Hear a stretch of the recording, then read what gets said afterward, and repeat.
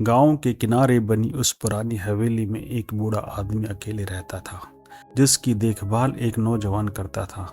गांव के लोग इस बूढ़े आदमी से ज्यादा बात नहीं करते थे, मगर नौजवान ने उसके साथ रहते रहते एक अजीब सा डर महसूस करना शुरू कर दिया था। उसकी डर की वजह थी बूढ़े आदमी की वो विचित्र सफेद आंख। जी हाँ, सफेद आंख, जिसे वो बुरी नजर कहता था। नौजवान का नाम था राजन, जो हर दिन बूढ़े की सेवा करता था, उसका खाना बनाता और उसकी जरूरतों का ध्यान रखता। पर बूढ़े की एक आंख में कुछ ऐसा था जो उसे बेचैन करता था। एक आंख तो सामान्य थी, मगर दूसरी आंख बिल्कुल सफेद, बेजान, जैसे कोई जिंदा लाश उसे घूर रही हो। राजन को लगता था कि वो आंख उसकी आत्मा को झांक रही है, उसकी हर कमजोरी और डर को पहचान रही है। हर रात जब वो सोने जाता, उसे बूढ़े की वो आंख याद आती। उसका दिल तेजी से धड़कने लगता, जैसे कहीं से कोई उसे देख रहा हो। एक रात जब वो बूढ़े के कमरे के पास से गुजर रहा था, उसने दरवाजे की दरार से झांका। बूढ़ा गहरी नींद में था, मगर उसकी सफेद आंख आधी खुली हुई थी। राजन का कलेजा धक से रह गया। क्या वो सच में जाग रहा था या उसकी नजर का खेल था? कुछ दिनों बाद राजन के मन में खौफनाक विचार आया। उसने ठान लिया कि उसे उस बुरी नजर से छुटकारा पाना ही होगा। उस आंख ने उसकी जिंदगी को मुश्किल बना दिया है। दिन में उसे लगता कि वो आंख उसका पीछा कर रही है, उसे देख रही है। एक रात जब हवेली में सन्नाटा पसरा हुआ था, राजन ने अपना डर खत्म करने का फैसला किया। उसने फंदा तैयार किया और धीरे धीरे बूढ़े के कमरे में घुस गया।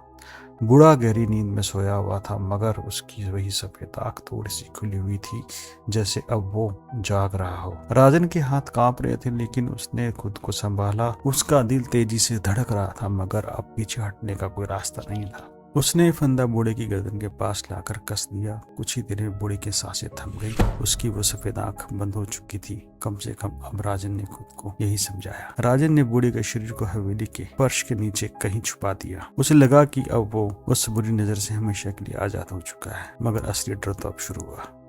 अगले दिन राजन को हवेली के हर कोने से अजीब अजीब से आवाज आने लगी। रात होते ही उस बूढ़े की सांसों की आवाज सुनाई देती, जैसे कि वो अभी जिंदा हो, मगर तेज होती धड़कन जो फर्श के नीचे से आती थी। राजन खुद को समझाने की कोशिश करता था कि ये बस कल्पना है बेटा, मगर आवाजें हर रोज और तेज होती जा रही थी। उसका दिल डर से कांप रहा था, लेकिन उसके पास कोई और जवाब नहीं था। रात के सन्नाटे में उसे लगता था जैसे बूढ़ा अभी भी उसे घूर रहा है। उसकी सफेद आंख उसे कातिल साबित करने की कोशिश कर रही थी। वो घर के हर कोने में बूढ़े के होने का एहसास करता था। आखिर में वो चीखने लगा और पागल हो गया। उसकी चीखों से गांव के लोग परेशान हो गए। कुछ लोग हवेली तक पहुंचे और अंदर घुसने की कोशिश की। राजन ने दरवाजा खोलते चिल्लाना शुरू कर दिया, हाँ, मैंने उसे मारा। मैंने उसकी बुरी नजर से छुटकारा पाया, मगर वो अभी मुझे देख रहा है।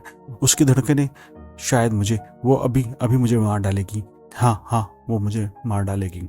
लोगों ने उसे पकड़ने की कोशिश की, मगर राजन बेकाबू। फर्श को उधेड़ते हुए उसने खुद ही बूढ़ी की लाश को निकाल लिया, मगर लाश की आंखें अभी भी उसे घूर, वही सफेद बेजान आंख। गांव के लोग सख्ती में आ गए और राजन वो फर्श पे बैठा चुपचाप अपनी किस्मत को कोसता रहा। और अब गांव वाले जा चुके थे। कुछ दिनों बाद गांव वालों ने हवेली की ओर आना बंद कर दिया था। राजन ने सोचा कि अब इस बूढ़े का क्या करूं। राजन का एक हिस्सा जानता था कि बूढ़ा मर चुका है, लेकिन उसकी आंख उसे देख रही है। राजन अकेला था। उसने बूढ़े को एक कुर्सी पे बिठाया, नहलाया धुलाया, साफ सुथरा नए कपड़े पहना के बिठा दिया। एक आंख उसकी खुली थी। अब वो बूढ़े से बात करता था और जानना चाहता था कि सफेद आंख का राज क्या है। तुम्हारे मरने के बाद भी आंख जिंदा क्यों है?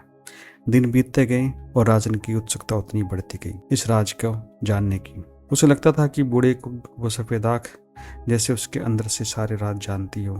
हर बार जब वो बूढ़े से बात करता, उसे लगता है कि बूढ़ा कुछ कहने की कोशिश कर रहा है। फिर एक रात राजन ने कुछ अजीब सा करने का फैसला किया। उसने ठान लिया कि वो बूढ़े के उस सफेद आंख का राज पूछेगा। उसकी हिम्मत जवाब दे रही थी, लेकिन उसने खुद को संभाला और बूढ़े के कमरे की तरफ बढ़ा। बूढ़ा कुर्सी पर उसी तरह से लेटा हुआ था जिस तरह से राजन ने उसको कई दिन से लिटाया हुआ था, लेकिन उसकी सफेद आंख उसे देख रही थी। राजन ने धीरे धीरे बूढ़े के पास जाकर कहा, मुझे सच बताओ, ये आंख क्यों है? इसमें क्या छिपा है? बूढ़ा चुपचाप उसकी ओर देखता रहा।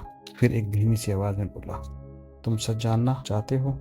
आओ मेरे और पास आओ। राजन अब और भी डरने लगा, क्योंकि बूढ़ा बोलने लगा था।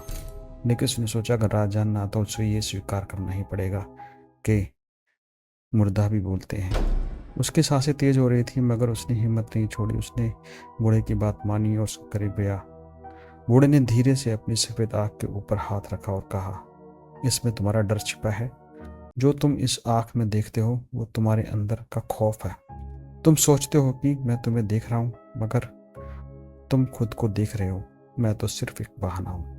राजन सख्ते में आ गया। उसे यकीन नहीं हुआ कि बूढ़े की आँख उसकी खुद की कमजोरियों और डर को दिखा रही थी। उसका सामना अपने ही डर से हो रहा था। ये आँख सिर्फ एक जरिया है जो तुम्हारे अंदर के डर को उजागर करती है। राजन पूरी तरह से टूट चुका था। वो समझ गया था कि उसकी घबराहट, उसका डर, सब कुछ उसकी अपनी कल्पना है, उसकी अपनी कमजोरी है। इसमें बूढ़े का कोई लेना देना नहीं। अगली सुबह राजन ने हवेली छोड़ने का फैसला किया। वो अब समझ चुका था कि बूढ़ा उसे कभी नहीं देख रहा था बल्कि वो खुद अपने डर से भाग रहा था। उसने बूढ़े से विदा ली और हवेली से जाते समय वो महसूस कर रहा था कि उसके अंदर से एक बड़ा बोझ हट गया है। उसका डर कहीं ना कहीं खत्म हो चुका है। करीब 6 महीने बाद कहानी एक नई मोड़ पर आती है। वही हवेली की पुरानी दीवार और दीवार के बीच में छुपा एक राज। एक ऐसा राज जो 25 साल पहले दफन हो चुका था। बूढ़े और राजन के बीच की खौफनाक घटनाओं के पीछे कुछ ऐसा था जिसे न तो बूढ़ा समझ पा रहा था, न ही राजन। लेकिन अब उस हवेली के पास एक और छाया थी जो इस सब का कारण बनने वाली थी। एक खूबसूरत कश्मीरी लड़की की छाया जिसकी आत्मा हवेली के हर कोने में भटक रही थी। उसका नाम था जारीना, जो 25 साल पहले अपने गांव की सबसे सुंदर लड़की मानी जाती थी। उसकी हरी आंखें और सफेद गुलाबी चेहरे पर सजी मुस्कान गांव वालों को उसकी तरफ खींच जाती थी। वो 15 साल की थी जब उसकी अचानक मौत हो गई, पर यह कोई नहीं जानता था कि उसकी मौत कैसे हुई।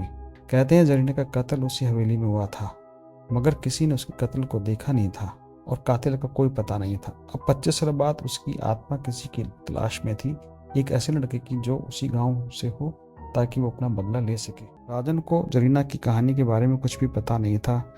हालांकि वो हवेली का सबसे वफादार सेवक था, लेकिन जरीना के बारे में कुछ भी नहीं जानता था। जैसे कि वह सफ़ेद आग के बारे में नहीं जानता था। उसे लगता था कि बूढ़ा आदमी कुछ छिपा रहा है और उसके सफ़ेद आग के पीछे पुरानी आत्मा का रहस्य छिपा है। हर रात जब हवेली की दीवारों से अजीब आवाज़ें आती, राजन को लगता कि उसे फिर से कोई देख रहा है। एक रात हवेली के अंधेरे कोनों से जरीना की परछाई दिखी। उसने सोचा यह उसका वहम है, लेकिन जैसे जैसे वो रात गहरी होती गई जरीना की छवि और साफ होती गई। वो सफ़ेद कश्मीरी पहनावे में थी। उसकी हरी आंखें जैसे राजन की रूह को भेद रही थी। जरीना की आत्मा ने हवेली में दस्तक दे दी थी। राजन की हर रात अब खौफनाक सफर बन चुकी थी। वो नहीं जानता था कि यह आत्मा क्या है। क्या ये बदले की आग में जल रही है या उस आत्मा की नज़र उसी पर है। जरीना ने राजन को चुना था। वो उसी गांव का था और उसका समय आ गया था। बूढ़े की सफ़ेद आँख सिर्फ एक पर्दा थी जो असल में जरीना की आत्मा का चैनल था। हर बार जब बूढ़ा राजन को देखता, असल में जरीना उसकी आत्मा को काबू में कर रही थी। एक रात राजन ने सपना देखा कि वह हवेली के तहखाने में खड़ा है जहाँ जरीना की लाश दबी हुई है और उसकी आत्मा उससे कह रही है, मेरा बदला पूरा कर वरना तो खुद चैन से नहीं रहेगा। राजन की नींद टूटती है मगर उसका दिल अब भी तेजी से धड़क रहा है। पसीना पसीना चेहरे पर है और वो अपना हाथ जब सीने पर रखता है तो सीना बहुत तेजी से धड़क रहा है। अब उसे समझ में आ गया कि यह सिर्फ बूढ़े की नजर का खेल नहीं बल्कि कुछ और ही गेम है। हवेली में छिपी एक आत्मा उसकी जिंदगी को बर्बाद करने पर उतारू थी। उसे ऐसा लगने लगा। राजन अब जरीना से बचने की कोशिश में था, मगर हर गुजरते दिन के साथ उसका डर और गहरा होता गया। जरीना की आत्मा उसे बार बार हवेली के तहखाने में खींचने की कोशिश कर रही थी। एक रात जब हवेली में तेज आंधी चल रही थी, राजन को जरीना की आवाज़ फिर से सुनाई दी। तू ही है जिसने मेरे कातिलों की मदद की थी, तू ही मेरा दुश्मन है। राजन समझ चुका था कि वो अनजाने में 25 साल पहले के राज का हिस्सा बन चुका था। बूढ़े ने भी उसे कभी नहीं बताया था कि जरीना की मौत के पीछे कौन था, क्योंकि सच तो यह था कि बूढ़ा भी उस गुनाह का गवाह था। आखिर वो रात आई जब राजन खुद को बचाने की कोशिश कर रहा था। हवेली की दीवारें अचानक कांपने लगी। जरीना की आत्मा अब पूरी ताकत से राजन पर हावी हो चुकी थी। अब अगली सुबह गांव के लोग हवेली में पहुंचे तो उन्होंने राजन को बेजान पाया। उसकी आंखें खुली थी मगर उनमें जरीना की हरी आंखों की झलक थी। वो बदला पूरा हो चुका था। जरीना की आत्मा ने आखिरकार अपने गांव के लड़के से ही वो हिसाब चुकता कर लिया जो 25 साल पहले अधूरा था। और उस दिन के बाद हवेली में फिर से थोड़ी शांति रहने लगी, लेकिन आवाज़ें और आंधी उस हवेली के पास आती ही रहती थी। मगर जो भी उस गांव से गुजरे, उस हवेली की पुरानी दीवार के पीछे जरीना की हंसी और उसकी हरी आंखों की झलक महसूस जरूर होती थी। कुछ साल बीते, महीने बीते, कुछ और महीने बीते, मौसम बदला और फिर से एक मोड़ आने लगा। वही मोड़ जो हवेली तक जाता था। हवेली की तरफ कोई भी नहीं जाता था, फिर भी हवेली की दीवारें मजबूत होने लगी थी और वो जैसे कि छोटा मोटा किसी साम्राज्य का किला हो। ये कैसे हो रहा था कोई नहीं जानता था। जब ये घटना घटने लगी तो लोग गांव छोड़ के जाने लगे, लेकिन कुछ मजबूर थे, वो नहीं जा पाए। इस बदलाव को देखने पर मजबूर थे, लेकिन हवेली के पास कोई भी नहीं जाना चाहता था। फिर एक दिन रात का गहरा साया हवेली पर छाने लगा। हवेली अब जीवित होने लगी थी। हवेली की ये बातें आसपास के इलाकों में फैलने लगी तो किसी पत्रकार ने इस पे एक लेख भी लिख दिया। इसी लेख को पढ़ के विवेक नाम का एक हिस्ट्री स्टूडेंट ने ठाना कि वह हवेली के इन रहस्यों को जानने की कोशिश करेगा। क्या यह सिर्फ एक वहम है या किन्हीं लोगों की चाल। एक रात की बात है जब विवेक ने सोचा कि वह हवेली में एंटर करेगा, किसी को बिना बताए। विवेक हवेली में जाता है और हवेली के तहखानों में घुसने की कोशिश करता है। उसे वो रास्ते मिल जाते हैं। उसे वहाँ की ज़मीन पर कुछ अजीब सा महसूस होता है कि यहाँ कुछ है, कोई राज है। विवेक हवेली के कई कमरों में जाता है और वहाँ से खुदाई करने के कुछ औजार ढूंढता है। फावड़ा उसे मिल जाता है। विवेक फावड़ा उठाता है और खुदाई करने लगता है। कुछ ही देर में उसे एक पुरानी लाश के अवशेष दिखाई पड़ते हैं। विवेक नहीं जानता था, पर वो जरीना की कब्र थी। जैसे ही उसने उस जगह को छुआ, हवेली की दीवारें हिलने लगी। चारों तरफ से चीखने की आवाज़ आने लगी। जरीना की आत्मा अब पूरी तरह से फिर जिंदा हो चुकी थी। वो सफ़ेद साड़ी पहने, बिखरे बाल और खून से सने हाथों के साथ विवेक के सामने खड़ी हुई और वो विवेक को बोलने लगी, क्या तुम भी उन लोगों में शामिल थे जिन्होंने मुझे मारा। उसने से गुस्से से चिल्लाना शुरू करा। विवेक कांपते पीछे हट गया, मगर अब उसके पास कोई और रास्ता नहीं था। उसके पास एक ही रास्ता था, या तो वो उस राज को जाने, हवेली के राज को, या यहाँ से भाग जाए। जरीना की आत्मा अब हर रात विवेक को परेशान करने लगी। वो उसे नींद में दिखती, उसकी सांसें रोकने की कोशिश करती और हवेली के हर कोने में उसका पीछा करती। विवेक का शरीर कभी कभी ठंडा हो जाता तो कभी कभी वो अपने आप, जैसा कि उसका नाम है, विवेक में वापस आता। उसने हिम्मत नहीं हारी। डर अपनी जगह था, विवेक की हिम्मत अपनी जगह थी। एक रात हवेली की छत से अचानक एक दरवाज़ा गिरा और उसके पीछे जरीना की आत्मा झपटी। उसने विवेक को ज़मीन पर गिरा दिया, उसकी गर्दन पर हाथ रखा और कहा, अब तेरा वक्त आ गया। विवेक की आंखों में खौफ था। वो बचना भी चाहता था, लेकिन उसको सुनना भी। आवाज़ें तेज होने लगी। विवेक चिल्लाने लगा। गांव के लोग हवेली की तरफ पहुंचने लगे तो उन्हें विवेक की बेजान लाश मिली। उसकी आंखें खुली थी, मगर रोशनी नहीं थी। उनमें सिर्फ जरीना की हरी आंख की झलक फिर से दिखाई दे रही थी। पूरी तरह से सन्नाटा था। गांव वाले देख भी रहे थे और नहीं भी, मगर हवेली फिर से खामोश हो गई थी। गांव वाले वहां से वापस जाने लगे घबराते हुए और कहने लगे, यह हवेली रात के अंधेरे में क्यों जिंदा हो जाती है, दिन में यहाँ कितनी शांति होती है, चलो वापस। वो जैसे जैसे वापस आने लगे, जरीना की हंसी की आवाज़ फिर से आने लगी। गांव वाले तेजी से अपने घर की ओर दौड़ने लगे। यह हवेली फिर से खंडर में तब्दील होने लगी। गांव वाले बड़े खुश होने लगे कि एक दिन शायद गिर जाएगी। 3 महीने बाद अमावस की रात हवेली का सन्नाटा गहराने लगा। गांव वालों ने विवेक की मौत के बाद वहां जाना बंद कर दिया था, क्योंकि उन्हें लगता था कि जरीना का बदला पूरा हो चुका है। लेकिन फिर से एक नए किरदार की यहाँ एंट्री होती है, क्योंकि हवेली कहानी आसपास के इलाकों में बीमारी की तले फैलने लगी थी। लोगों का इंटरेस्ट बढ़ता जा रहा था, लेकिन हिम्मत किसी की नहीं होती थी। लोग कहते थे कि यहाँ जाने वाले की मौत निश्चित है, लेकिन कुछ लोग इस बात पे विश्वास नहीं करते थे। गांव के इस खौफनाक रहस्य को सुनकर एक युवा पत्रकार नील वहां आया। नील ने जरीना की कहानी के बारे में काफी सुना था, मगर वो इस सबको उसे विश्वास नहीं था कि आत्माएं या भूत प्रेत कोई चीज होती है। ये सिर्फ वहम होता है। वो काफी पढ़ा लिखा था, विदेश से ही पढ़कर आया था, साइंस का स्टूडेंट था। खैर, चलते हैं हवेली और नील की नई यात्रा पे। नील ने गांव के कुछ बुजुर्गों से पूछताछ की और खोजबीन से पता चला कि राजन के बाद विवेक नाम का स्टूडेंट भी यहाँ पर आया था और वो भी नहीं बचा।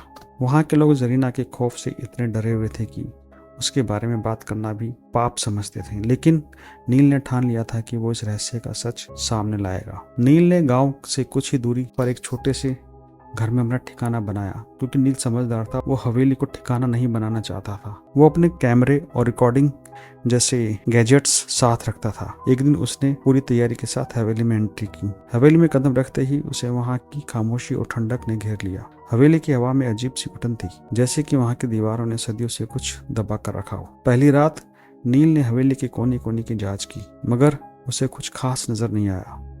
हाँ, हवेली की दीवारों पर जाले और पुराने धब्बे थे, खून के धब्बे, मगर कोई ऐसा सबूत नहीं मिला जो आत्मा के होने की पुष्टि करे। लेकिन जैसे ही रात गहरी होने लगी, नील को महसूस हुआ कि हवेली की हवा में कुछ भारीपन आ रहा है। करीब रात के 2 बजे थे, जब हवाओं की साएं साएं गूंज रही थी। नील ने तहखाने की ओर कदम रखा। नीचे उतरते ही उसे अचानक ठंडक महसूस होने लगी। तहखाने में पहुंचते ही उसे हल्की सी खड़खड़ाहट सुनाई दी। पहले तो उसने ध्यान नहीं दिया, मगर जब ये आवाजें और तेज होने लगी, नील के कदम ठिठकने लगे। अचानक तहखाने की दीवार से एक परछाई निकलकर सामने आई। वही जरीना, जी हाँ, जरीना की परछाई। सफेद साड़ी में बिखरे बाल और उसकी हरी आंखें फिर से चमक रही थी। नील पहले तो चौंका, मगर उसने तुरंत अपना कैमरा चालू किया। तू यहाँ क्यों आया है? जरीना की आवाज में इस बार ठंडक थी जो नील के रंगों में दौड़ गई। नील ने अकड़ में पूछा, तुम्हारा बदला तो राजन से पूरा हो चुका, अब क्या बाकी है? जरीना की आंखों में गुस्सा और दर्द झलकने लगा। राजन सिर्फ एक मोहरा था, असली कातिल तो अब भी जिंदा है। नील की आंखें फैल गई। कौन सा कातिल? कौन है वो आदमी जिसने मेरी मासूमियत का खून किया, अभी इस गांव में छिपा है। जरीना की आवाज में वो दर्द और खून की प्यास साफ सुनाई दे रही थी, जैसे वो उस आदमी का इंतजार कर रही हो सदियों से। मुझे राजन की मौत से शांति नहीं मिली। मुझे अब तक चैन नहीं आया जब तक मैं असली गुनहगार को सजा नहीं दे पाऊंगी। नील को समझ में आ गया, आखिर माजरा गहरा है। वो समझ चुका था कि माजरा सिर्फ आत्मा के नहीं, इसमें कोई बड़ा गहरा रहस्य है, दफन है, और इसकी खोज करनी पड़ेगी। वो अब इस रहस्य को सुलझाने की ठान चुका था। जरीना की आत्मा ने उसे इशारे में कुछ बताया, जो गांव के एक बूढ़े आदमी से जुड़ा था, कैलाश बाबा, जो गांव का सबसे पुराना और ताकतवर आदमी था। उसने कैलाश के बारे में जानकारी जुटानी शुरू की। गांव में हर कोई उससे डरता था, मगर नील ने हिम्मत करके कैलाश से मिलने की कोशिश की। कैलाश ने पहले तो नील को कुछ बताया नहीं, मगर नील ने जब जरीना का नाम लिया तो कैलाश का चेहरा पीला पड़ गया। उसकी आंखों में खौफ साफ नजर आ रहा था। नील ने कई रातों तक कैलाश का पीछा किया और आखिरकार एक रात उसने कैलाश को हवेली के पास आते देखा। कैलाश वहाँ किसी से बातें कर रहा था, मगर वहाँ कोई और नहीं था। नील ने महसूस किया कि कैलाश जरीना की आत्मा से मिन्नतें कर रहा था। तूने मुझसे सब कुछ छीन लिया, जरीना की गूंजती हुई आवाज सुनाई दी। नील ने देखा कि कैलाश अब पूरी तरह से टूट चुका था। मैंने गलती की थी जरीना, मगर मैं इसका प्रायश्चित कर तो रहा हूँ। सच सामने आ चुका था। कैलाश वही आदमी था जिसने जरीना की जिंदगी बर्बाद की थी छोटी उम्र में। राजन, जो हवेली में देखभाल करता था, सिर्फ एक चश्मदीद गवाह था जो जरीना के कत्ल का राज जानता था, और उसकी आत्मा को चैन नहीं मिल रहा था। नील ने कैलाश का सच सबके सामने लाने का फैसला किया। नील जैसे ही गांव वालों और बाबा को लेकर हवेली पर पहुंचा, हवेली का माहौल और खौफनाक हो गया। हवेली की दीवार से खून टपकने लगा और जरीना की आत्मा चारों तरफ चिल्लाने लगी। कैलाश की चीखों के साथ हवेली की दीवारें कांपने लगी। कैलाश जोर जोर से चीखने लगा। जरीना ने उसे अपने बदले की आग में घेर लिया। नील ने गांव वालों को सच्चाई बताई और गांव से बाहर लौटाया, मगर हवेली की कहानी अब भी हवा में थी। कहते हैं जो भी हवेली के करीब आता, उसे जरीना की हंसी अब भी सुनाई देती है, मगर इस बार वो हंसी बदले की नहीं बल्कि शांति की थी। हवेली अब खंडर बन चुकी थी, मगर वहां के हवा में अब भी कुछ रात बातें करते थे, जो रात के अंधेरे में एक अजीब से डर को जिंदा कर देते थे। क्या वो सच में खत्म हुई थी वहां की बातें और जरीना की हंसी, मगर उसकी आवाजें कुछ सुनते हैं कुछ नहीं, या फिर कोई और राज है वहां अभी भी जो छिपा था? यह सवाल अब भी गांव वालों के दिलों में गूंजता रहता है। समय के साथ साथ चीजें सिमटने लगी और हवेली की हवाएं भी शांत होने लगी। गांव में शांति की एक नई लहर सी आने लगी। लेकिन जरीना की कहानी ने सबको ये सोचने पर मजबूर कर दिया कि क्या वास्तव में सब कुछ खत्म हो गया था। नील ने अपनी रिपोर्ट तैयार की और जरीना की कहानी को एक किताब के रूप में प्रकाशित करने का फैसला किया। एक दिन जब नील अपनी किताब की प्रमोशन के लिए शहर में गया, होटल में अकेला था, और अपनी किताब के प्रोफेशन की सुबह जा ही रहा था तो जाने से पहले उसे एक मैसेज आया। चलते चलते उसने मैसेज पढ़ा, हाथ में कॉफ़ी का कप था। मैसेज में लिखा था, जरीना की आत्मा को केवल तब तक शांति नहीं मिलेगी जब तक उस दिन का सच सबके सामने नहीं आएगा। तुम्हें उसके साथियों की भी खोज करनी होगी। Full stop. नील चौंक गया। ये मैसेज किस सोर्स से आया था? कोई खबर नहीं थी, कोई नंबर नहीं, बल्कि कुछ अजीब से अल्फ़ाबेट्स दिखाई दे रहे थे। वो कौन सी भाषा थी उसे भी समझ में नहीं आ रही थी। उसने इसका जिक्र नहीं किया क्योंकि उसे आगे जाना था प्रमोशन में भाषण देने के लिए। उसने इस मैसेज को फिर से एक बार पढ़ा और सोचा कि इसका मतलब था कि जरीना का रहस्य अभी खत्म नहीं हुआ। क्या यह जरीना की आत्मा ने दिया है, या फिर इसके तार बहुत लंबे जुड़े हुए हैं, या किसी का इंटरेस्ट आज भी उस हवेली में बना हुआ है? इन सब सवालों के साथ वह प्रमोशन करने के लिए निकल गया। कुछ दिनों बाद नील ने अपने पुराने रिकॉर्ड्स और फाइलों की जांच शुरू की। उसे पता चला कि जरीना के पास कुछ दोस्त थे जो उस दिन हवेली में उसके साथ थे। उन दोस्तों के नाम थे फहद, सुमन और आलिया। नील ने तय किया कि वह सबसे पहले फहद से मिलेगा। फहद अब एक छोटे से शहर में रहता था, लेकिन उसके दिल में जरीना की यादें अभी भी ताज़ा थी। नील ने फहद से मिलने के बाद कई सवाल पूछे। फहद ने बताया, उस दिन हवेली में कुछ अजीब सा हुआ था। हम सब वहाँ जरीना के जन्मदिन की पार्टी मनाने आए थे, लेकिन अचानक से वो गुस्से में आ गई थी। फहद की आंखों में डर साफ दिखाई दे रहा था। वो चाहती थी कि हम सब उसके साथ रहें, मगर हम सब डर गए थे। उसके बाद जब हमने सुना कि उसे मार दिया गया तो हम सब चुप हो गए। हमें लगा कि हम कुछ नहीं कर सकते। नील ने फहद से और जानकारी इकट्ठा की और वह तय किया कि अगला कदम वो सुमन और आलिया से मिलने के लिए बढ़ाएगा। सुमन अब एक टीचर थी और आलिया एक फैशन डिजाइनर। नील ने दोनों से अलग अलग मुलाकात की। सुमन ने कहा कि मैंने वो रात देखी थी, जरीना की आंखों में एक अलग ही चमक थी, मगर हमें उसके साथ रहना चाहिए था, हमें उसकी मदद करनी चाहिए थी। आलिया ने कहा, मैंने उस रात देखा था कि हवेली के कोने में एक छाया थी। मुझे लगता था कि वो जरीना का खौफनाक रूप था, लेकिन जब हमने सब कुछ सुना तो हमने सोचा कि यह सिर्फ हमारी कल्पना है, हमारी इमेजिनेशन है। नील ने सुमन और आलिया की बातों को ध्यान में रखा और तय किया कि उसे और गहराई में जाना होगा। क्या जरीना का खौफ अब भी जीवित था, और क्या वो अपनी आत्मा के लिए अब भी बदला ले रही थी?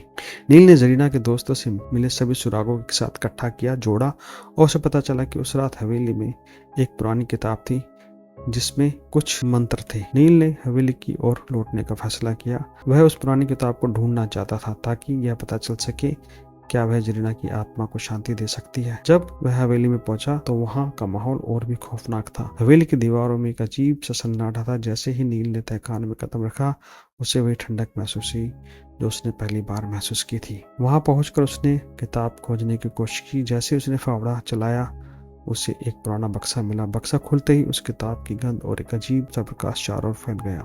तभी जरीना की आत्मा फिर से प्रकट हुई। इस बार उसकी आंखों में एक अलग चमक थी। तूने मुझे खोज लिया, उसने कहा। अब मुझे पता है कि तेरा इरादा क्या है। नील ने हिम्मत जुटाई और कहा, मैं तुम्हारी मदद करना चाहता हूँ जरीना। मैं चाहता हूँ कि तुम चैन पाओ। मुझे बताओ कि मैं क्या कर सकता हूँ। जरीना ने धीरे से कहा। जरीना ने धीरे धीरे कहा, तुम्हें इस किताब का जादू समझना होगा। यह सिर्फ एक किताब नहीं बल्कि मेरे अतीत का हिस्सा है। नील ने किताब को खोला और उसमें कुछ रहस्यमय मंत्र लिखे हुए थे। यह मंत्र मेरे बदले के लिए हैं, जरीना ने कहा। अगर तुम इन मंत्रों का सही इस्तेमाल करोगे तो मुझे शांति मिलेगी, लेकिन तुम्हें सच का सामना भी करना होगा। नील ने मंत्रों को पढ़ना शुरू किया। जैसे ही उसने पहला मंत्र पढ़ा, हवेली की दीवारों में हलचल मच गई। जरीना की आत्मा उसके चारों ओर घूमने लगी। अब तुम देखोगे कि असली सच क्या है, जरीना ने कहा। एक बार फिर हवेली के अंदर अचानक अंधेरा छा गया। नील ने देखा कि कुछ छायाएं, परछाइयां दीवारों पर उभरने लगी। वो जरीना के दोस्तों के साए थे जो उस रात को नहीं भुला पाए थे। फिर अचानक जरीना ने उन परछाइयों को देखने का इशारा किया।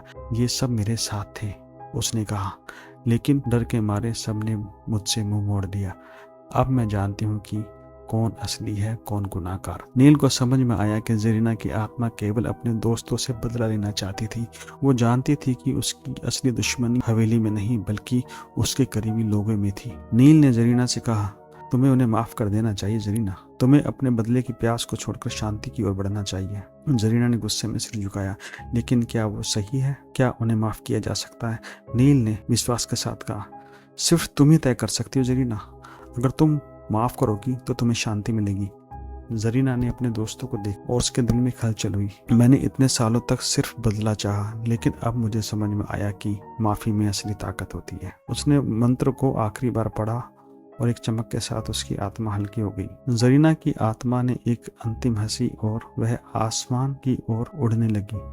नील ने महसूस किया कि जरीना अब मुक्त हो चुकी है। हवेली की खामोशी अब सुकून से भरी हुई थी। नील ने जरीना की कहानी को पूरा किया और उसकी आत्मा को शांति देने का वादा निभाया। उसने अपनी किताब में लिखा कि माफी की ताकत क्या होती है। वो एक रूह को, एक आत्मा को भी मुक्त कर सकती है। उसने लिखा कि जरीना की कहानी को समझने के लिए सिर्फ एक ही मूल मंत्र है, माफी। जी हाँ, अगर हम माफी देते हैं तो हम कई प्रकार की चीजों से मुक्त हो जाते हैं। अगर हम माफी नहीं देते तो हमारी आत्मा तक भटकती रहती है। तो माफी में कितनी बड़ी ताकत है। नील ने अपनी बुक में काफी विस्तार से जरीना की कहानी और माफी की पावर को अच्छी तरीके से लिखा। गांव में अब एक नई शुरुआत हो चुकी थी। हवेली के अंधेरों में अब रोशनी थी और जरीना की कहानी लोगों के दिलों में हमेशा के लिए जिंदा थी, एक माफीनामा के नाम से।